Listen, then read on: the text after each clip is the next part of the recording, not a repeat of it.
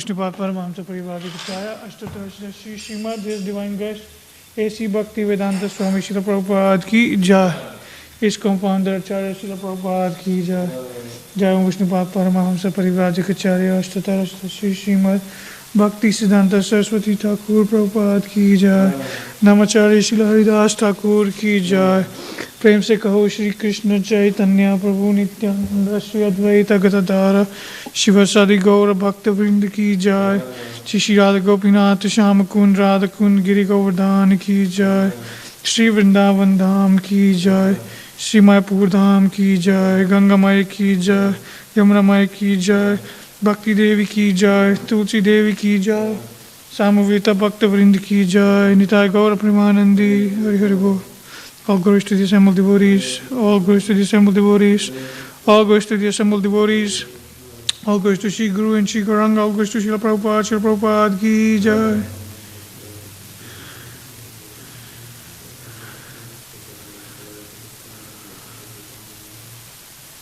Can you grab that, bro? The basket.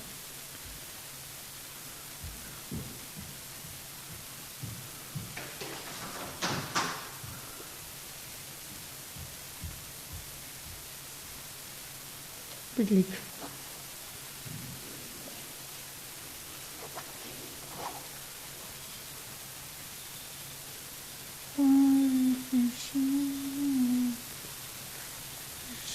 We'll do short class.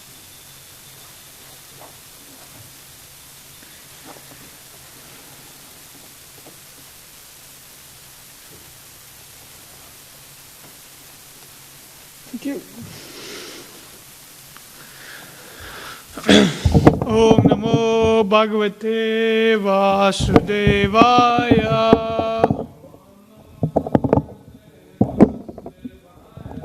Om Namo Bhagavate Vasudevaya.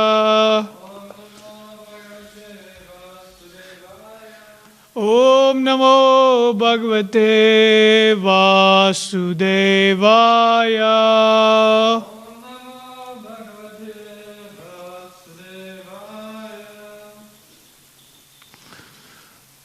You did 19 yesterday, right?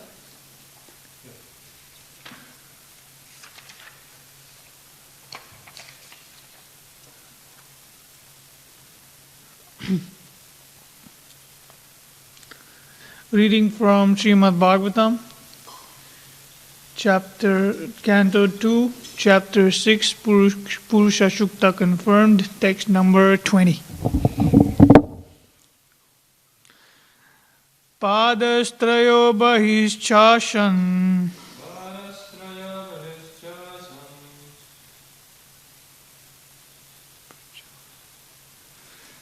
aprajanam ya ashrama antastrilokyastvaparo grihamedo abaridvrata Abrihad. Grihamedo abrihadvrata. Padastrayo bahischashan. Aprajanam ya ashrama. Antastrilokyastvaparo. Grihamedo abrihadvrata. Padastrayo bahischashan aprajanam ya ashrama antastrilokyastvaparo grihamedo abrihadvrata.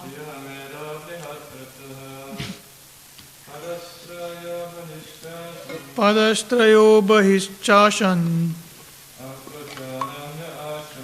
aprajanam ya ashrama antastrilokyastvaparo grihadmedo abrihadvrata. Please repeat word for word. Padatraya, the cosmos of 3/4 of the Lord energy. Bahi, thus situated beyond. Cha, and for all. Asan, were. Aprajanam, of those who are not meant for rebirth. Ye, those. Ashrama, status of life. Antaha, within. Trilokya, of the three worlds. Two, but. Aparaha, others.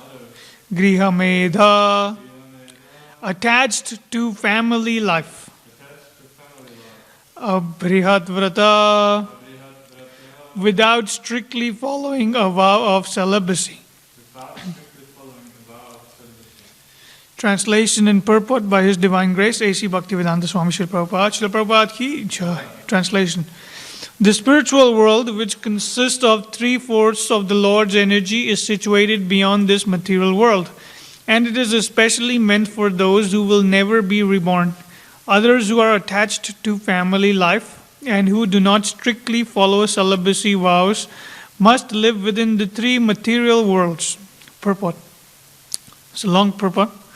We'll try to cover the whole purport. The climax of the system of Varnashrama Dharma or Sanatana Dharma is clearly expressed here in this particular verse of Srimad Bhagavatam.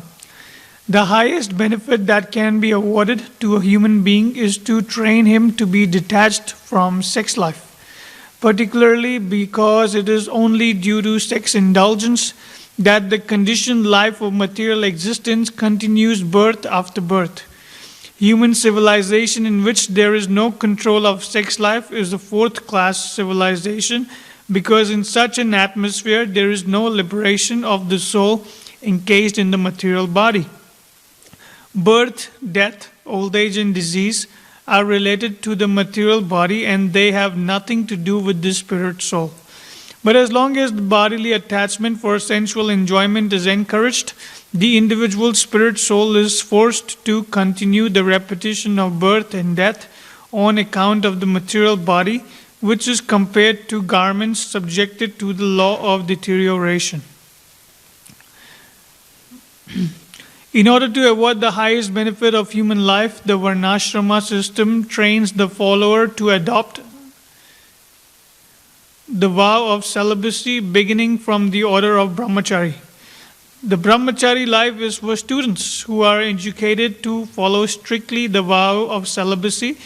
Youngsters who have had no taste of sex life can easily follow the vow of celibacy, and once fixed in the principle of such a life, one can very easily continue to the highest perfectional stage, attaining the kingdom of the 3/4 energy of the Lord.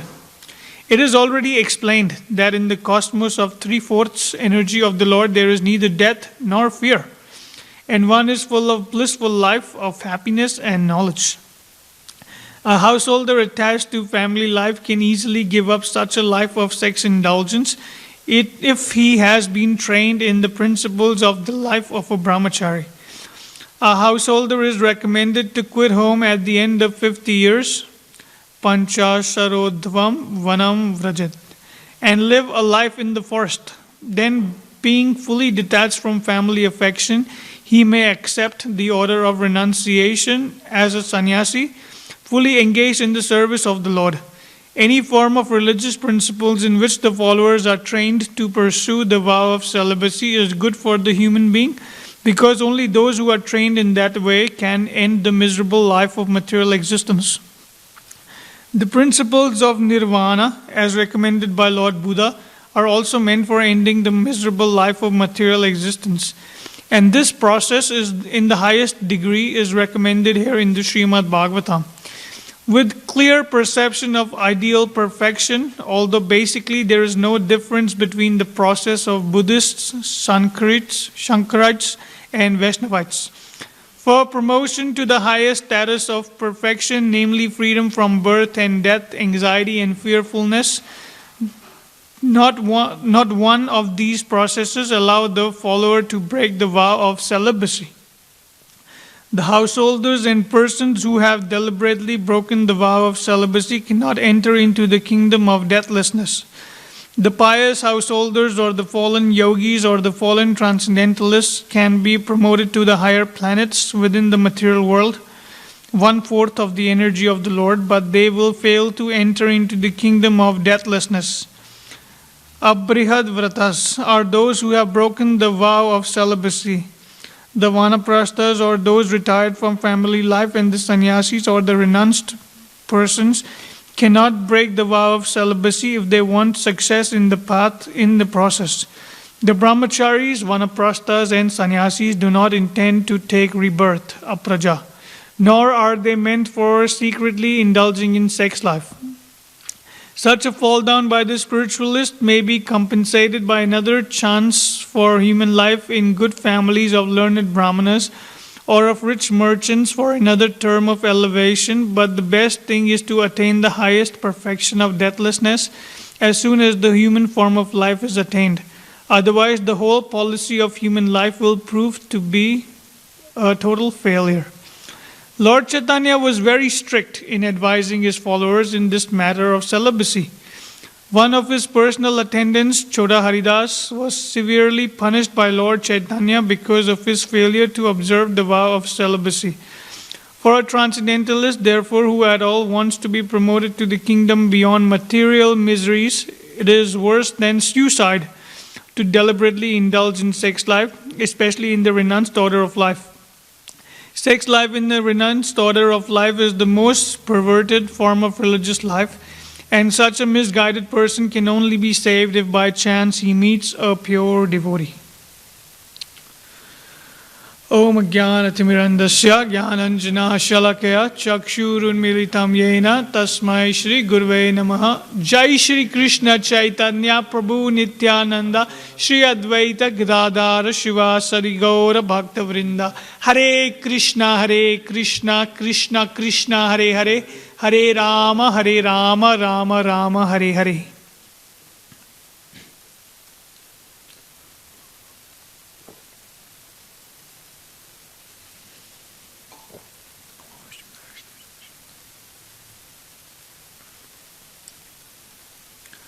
Hare Krishna, everyone, on Mayapur TV, and Prabhu sitting here in the Bhagavatam class. So it's a nice purport. This purport actually reminds me of the basics of our whole foundation, right? The basics of setting up ISKCON, Krishna consciousness movement, or, all these things, just the basics of the pillar, it's the main pillar. The only reason a person would practice spiritual life is to get free from material desires and material attachments. Is that right? That's the foremost principle of practicing spiritual life, because you want to connect yourself to the highest source, Krishna. So, in order to do that, we have to perform austerities. We have to perform tapasya, Back in the day, in different yugas, there are different forms of tapasyas one would perform. One would perform big sacrifices. One would perform, what else? One would perform deity worship, and many other forms of tapasya one would perform. They would perform big meditations, austerities for long. We read in the Shastras, all these great sages, and would perform like... Not even just great sages, even Hiranyakashipu and many other demons would perform these great austerities, like stay in meditation for like thousands of years and try to attain liberation or try to attain material benedictions. Prabhupada says that this is not the goal of life. The goal of life to attain the connection, attain Krishna. Be with Krishna, go back to the spiritual world. So as we know, this material creation is temporary. If someone who doesn't know it, now's the time to know it. This material creation is temporary. So knowledge is easy to come. We can read in the book, in Bhagavatam, where it says that material world is temporary. In Bhagavad Gita, Krishna also says that. But how do we realize that knowledge? How can we understand that? Because if we all, as we all know, that we grew up in a Kali Yuga society. From the birth, very beginning of our Kali Yuga age, the first thing we are taught is that we are not the soul, we are the body, right? We live in a bodily conception of life from the very young age. I don't know about you guys, but me, definitely. From the very young age, I was told, no knowledge of the soul, but the knowledge of the body. How to please the body, how to fulfill the senses, how to fulfill the sense gratification, and just to seek whatever we want in life, you know. My mother used to say, you can get, if you put your mind to it, you can achieve whatever you like. I'm like, okay, that sounds pretty good. I tried that for a few years, did not really work. Instead, I ended up losing whatever I had. So it's all part of karma, you know. We chase material goals, material desires, but all this is already going to happen as it is going to happen based on our karma. We don't need to put too much efforts or too much, you know, take so much anxiety to it. So the reason of this purport is very nice, where it says that others who are attached to family life and do not strictly follow celibacy vows must live within the three material worlds. Three material worlds. Which are the three material worlds? Does anyone know? What are the three material worlds? The three material worlds, that's lower planets, middle planets, and higher planets, right? Beyond that is the spiritual planets. So the three material worlds, you can perform activities wherever you can go from one place to another. But a smart person, an intelligent person, a muni, a rishi, a sage of a steady mind, knows what's the highest goal. He would not perform austerities just to stay in the realm of the three material worlds. He would want to transcend to the highest goal. Like, for example, if I tell you that there is this country, right? For example, there is Africa, there is India, and there is many other countries, you know, and conditions are very low in these countries, like living condition is very low, like life expectancy is very low, you know. There's too much austerities, there's no material opulence, you know, there's no goal. A karmi or a material person, you know, a smart materialist would know, well, I don't want to live in a condition like that. I want to live in a better condition. So they would try to go to a first world country, you know, go to Australia, New Zealand, Austria, you know, USA, try to get more opulence because they know they are the better countries with more opulence. So similarly, you know, a smart spiritualist who knows that there is a higher world called the spiritual realm, where they can be with the Supreme Person, Krishna, and always be full of happiness and no distress. A smart person, why would he want to stay in the realms of the material world and be attached to all these material things and just not elevate himself, his consciousness to the highest source? So this is what the Shastras are trying to tell us. How these shackles of sex life or these sense gratification can just, you know, bind us to this material world. You know, like we open Bhagavatam anywhere, we open Bhagavatam, we can read these stories, you know, almost every second story is about sense gratification and attachment to the senses and how that has stopped the person from making progress to the spiritual world. So, as we know, like for example, the story of Ajamil, you know, that's one of the most popular Bhagavatam stories. I was actually reading an interesting point where Prabhupada started the story of Ajamil, and he was saying that this is history, this is not fiction. These great stories of these great saints and people are not just a story of or work of fiction. Like you cannot like even imagine to make stories like these, you know. So this is all history, as we all probably know, you know, in the real world. If you think about it, material attachment, the attachment for men, women is so strong that from a very young age, like I don't know about anyone else, but for me, since I was of a very young age, I've always wanted, you know, to advance in this material sense gratification. You know, we wanted more sense gratification. Like Banu Maharaj was giving an example when Prabhupada was saying, some reporter asked Prabhupada that with the photo or something, there was a photo of gold, these bars of gold, and Prabhupada, and there was some renunciate who was just like, no gold, no gold. We are renounced people. We don't want that gold. So it's kind of very interesting when Prabhupada says, bring gold, we will use it in Krishna's service. So that's a kind of I really like that. Because only Prabhupada can think like that, He's like so pure, and he's like, we use everything in Krishna's service, No problem. But to use everything in Krishna's service, you need to be controlled. To think like that, you need to be self-regulated, right? To become a spiritualist or a renunciate, what does renunciation means? Renunciation, a person cannot make disciples all over the world unless he is qualified, We hear it in Nectar of Instruction, the first text. Vacha vegam, manasa krodha vegam, jiva vegam, udara prastha vegam, etan viganyo visahita dhira. Sadbir, what's the last line? Prithvim sasishyat, something like that. One is qualified to make disciples all over the world. One is not qualified to make disciples all over the world until he is trained in sense control.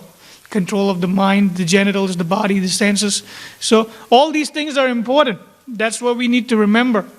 That sense control is the basics of a spiritual life, Ajamil, for example, he was a great Brahmana. And one day he went to the forest to get some woods, just to get some pieces of wood. And he saw a few people perform, were doing a very negative, they were indulging in sexual activities. And there was a very negative state of consciousness for Ajamil because he saw that. Two people, a prostitute and a guy, a Brahmana, I don't know who was the guy, performed this very degraded activity, for all sense gratification, full of sense pleasure, and it affected him so much. I heard Radhanath Maharaj was saying that at that time, this is not the Kali Yuga, this was happening in a different Yuga. And at that time, you don't see a lot of prostitutes, a lot of, these low-class activities happening because people are like great devotees and stuff. And mode of goodness is very much over there. So you don't see these things happening that often. So just by little instance, just going and observing that, he was watching this Ajamil and he was so much affected. He was just bewildered. He was just like, what's going on? Like he couldn't stop meditating upon the thing that he saw. And what happened? He gave up his wife, he gave up taking care of his family, he hired this prostitute and he would spend days and nights indulging in sexual activities with this prostitute, trying to enjoy sense gratification after sense gratification. And he gave up everything, he became like, he gave up his work of a Brahmana, he forgot all his duties and he just, that's what Bhagavatam is trying to tell us, when the mind gets bewildered, you fall down from that spiritual platform back to the material platform. In the Bhagavad Gita, it is also stated, right, that from the attachment to the sense object, what comes? Lust comes. And from lust comes anger. Wrath comes, right? And from wrath, what happens after that? One falls down to this, one becomes bewildered, and when one's become bewildered, he falls down back to the material. Is that right? Memory is lost, yeah. And then he gets bewildered and then he falls down to the material platform. So this is in Bhagavatam, or this is in Bhagavad Gita. Krishna is saying it very clearly. Because lust is something that when a person becomes lusty, nothing else seems to make sense in his mind, Krishna says in Bhagavad Gita, there are three sitting places of lust, the senses, the mind, and the intelligence. And intelligence is the closest to the soul. Prabhupada explains that. So when a person becomes lusty, it affects the whole consciousness of that person. And then all he can think about is fulfilling that lusty desires of his. And that becomes very dangerous for a person trying to make advancement in the spiritual life. Because when Lust is there. Nothing else would make sense. All you want to do is please the senses. The power of the senses is so strong. We hear that all the time. So that's why Prabhupada has set up this nice movement center where we can train ourselves, where we can participate in devotional service. Because you cannot, be detached by going to a forest performing tapasya or meditation. If you're alone, it becomes even more difficult what to speak about. So that's why Prabhupada has set up this amazing, beautiful structure where we all can take opportunity to engage ourselves in devotional service in the association of the devotees. Because how will one conquer this greatest problem of lust? How would one conquer it unless one is in a suitable spot with the right kind of people, Because in Kali Yuga, everyone is lusty, Almost everyone is lusty out there. Like they only think about getting enough money so they can get some women or get some alcohol, or women do the same, think about getting different kind of men, having a day-to-day relationships. This is this is not very Vedic, this is like totally opposite of Vedic, So, yeah, Ajamil was totally bewildered, He just had so much distractions in his mind that he gave up everything he had pretty much. But he was still very fortunate, he was a very fortunate devotee, but not everyone may be that fortunate, that you get still elevated back to Godhead, even after performing so many sinful activities. But that's okay. Ajamil was very fortunate because he chanted the name of Lord Hari, Lord Narayan, very purely, even though he was calling for his son. But he chanted with so much purity at the time of death that he was elevated back to Godhead. So we should remember that attachments can come, but one should not, like these sense desires will always be disturbing for one person, But one should try to take the shelter of the holy name of the Lord, because holy name of the Lord is so powerful. We know that, right? We know that, but we may not have realized that. We know that. We hear the stories all the time, The name of Lord Hari is so powerful that just by chanting the name of Lord Hari, one can escape this material existence, and be back. Like we hear, Name Chintamani Krishna Chaitanya Rasa Vigraha Nitya Shuddha Purna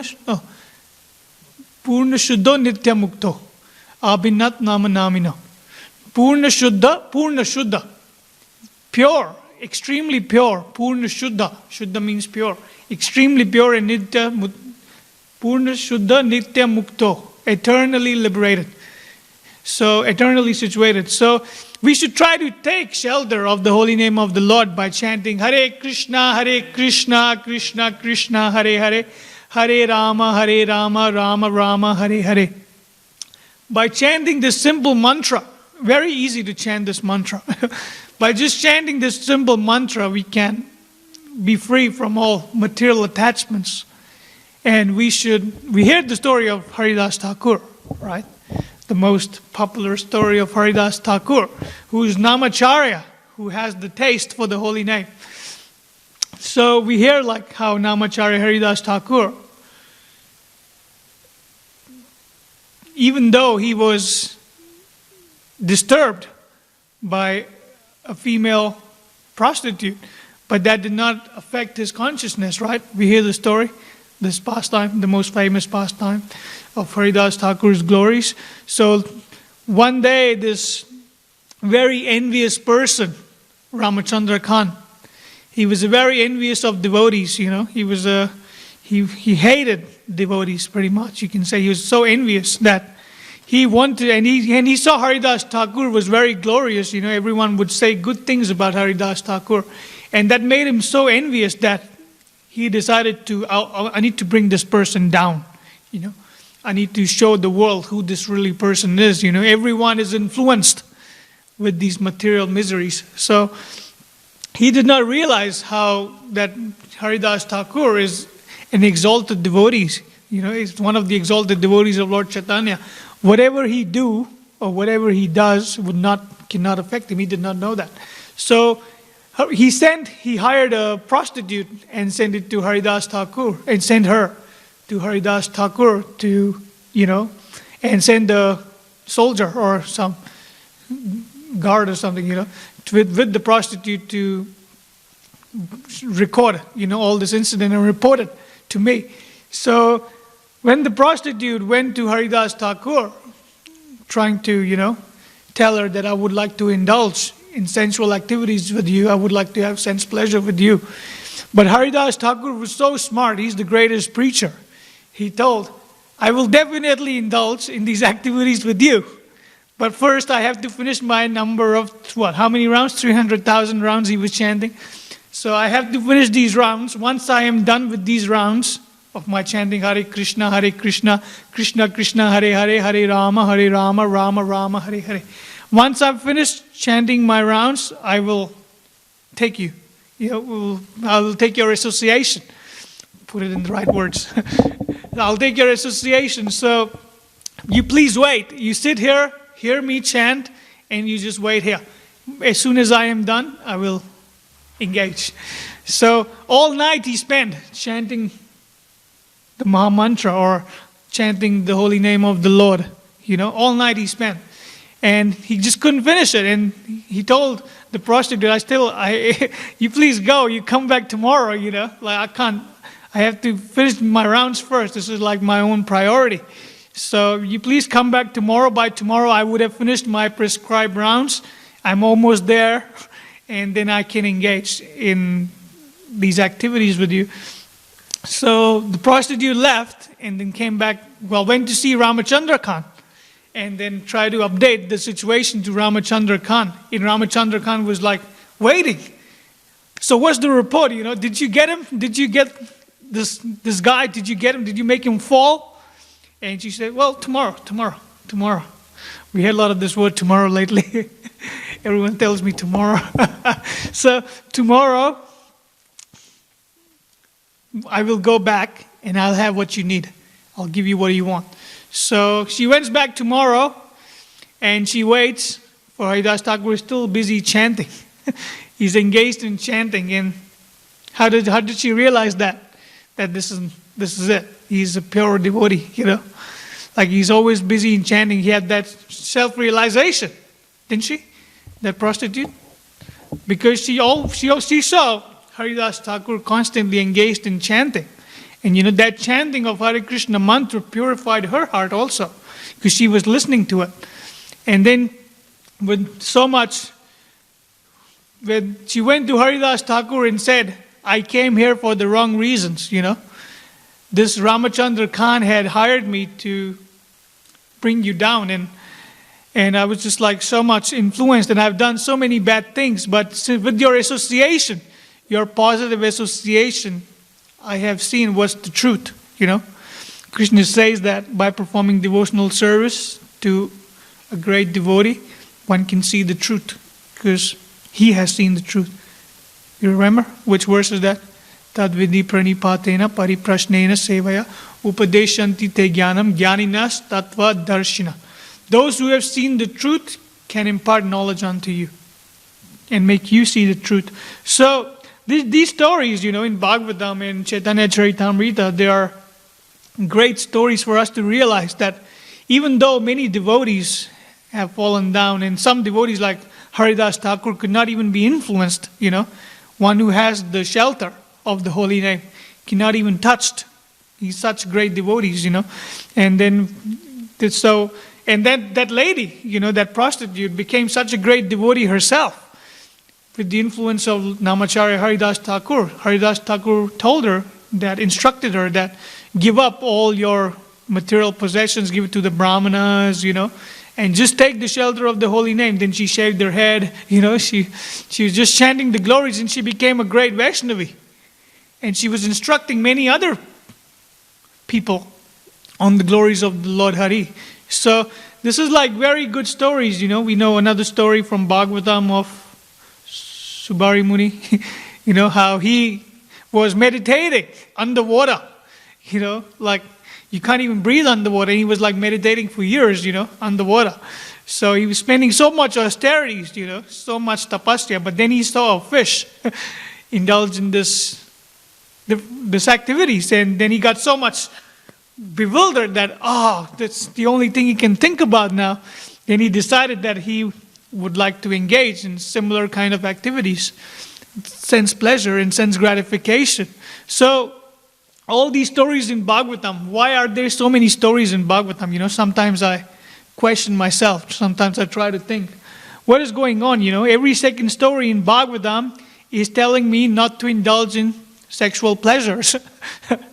Like constantly thinking about that point is being rotated in Bhagavatam constantly, so that, because we know, everyone knows that the greatest attachment in this material world that binds a person is the sexual attachment. So it's easy to give, it's very difficult to give up in the beginning, but if one is taken the shelter of the holy name and the devotees of the Lord, this is very easy to achieve. That's what we are being taught. That, and sometimes there may be mistakes, sometimes there may be fall downs, but Krishna says in Bhagavad Gita, you don't have to worry about it. A person will start from where he left off, So if you had a fall down, but Bhagavad Gita also, Krishna also says that if you had a fall down in the similar life, but it was by mistake, it was by chance, you did not strive for it, you didn't plan it. One should just continue where he left off, One should just keep chanting the holy name of the Lord, because the holy name of the Lord is so purifying that eventually it will clear your heart, purify your heart of all these dust, and then we can go back home, back to Godhead. So stop there. If there's any questions, comments, corrections, please speak. Oh, there's another story of Choda Haridas Thakur actually over here. How Choda Haridas Thakur was severely punished by Lord Chaitanya, right? Because Lord Chaitanya was very strict with his followers, Lord Chaitanya, if someone has taken the order of sannyas or someone's trying to go in the path of celibacy, there is no room for error. That's what Lord Chaitanya wanted, right? So with Choda Haridas Thakur, who just looked at a woman in a lustful way, and Lord Chaitanya just sent him away, He's like, I got nothing to do with this fella. He has done a great aparat. Lord Chaitanya and what did Choda Haridas Thakur do? He was so much hurt, without the association of Lord Chaitanya. Imagine the Lord is right there, but he doesn't want to see you, Imagine how that would have been in a situation for a devotee, because Choda Haridas was a great devotee of Lord Chaitanya. We know that. And he was like, but just because of that one little mistake he did, Lord Chaitanya just gave up his association, and he couldn't take it, and he committed suicide. So this is the story, that tells us that if one has taken this path of spiritual life, one should try to be sincere and perform all the activities of devotional service very sincerely, and then it will become easier. So, is there any questions you have, Ishwar Prabhu, or any comments or corrections? All right, then we will stop here. Thank you for your kind attention. Grantraj Srimad Bhagavatam ki jai, Jagat Guru Srila Prabhupada ki jai, Nitai Gaura Premanandi.